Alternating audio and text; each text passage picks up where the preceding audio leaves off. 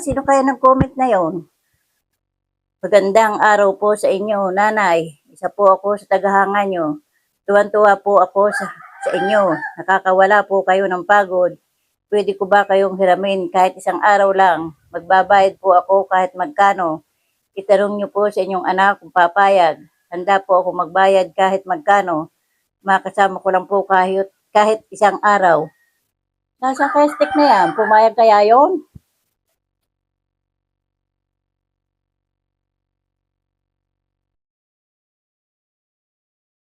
Joel! Nasaan kaya yon?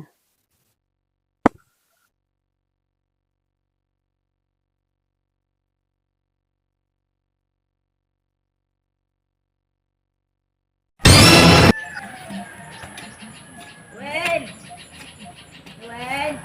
Kaya naman na tumawag na naman ng tumawag eh. Ano yung problema naman kaya noon? Joel! Bakit ganyan kaya noon? Kumarinig ka. Aba, kayo pumarinig, kayo may kailangan eh. Kaya may kunin may tinatang sa iyo. Ano kang comment? Ano kang tinatanong? Aray! Dalhin nyo din eh, para kung maintindihan yan, dalhin nyo din eh. At basahin nyo din ng malakas sa aking sabi. Lagi na lang kayong pangabala, ito lang ako may ginagawa eh. Ano kang comment yan? Aray, babasahin ko sa iyo. Hindi na eh, basa ng malakas.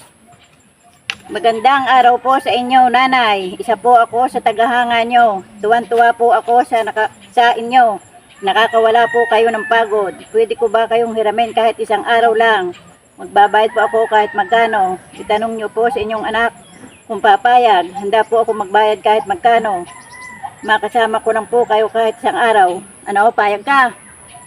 Ala, hindi ako napayag. Hindi ako napayag ng basta lang kayo ihiramain.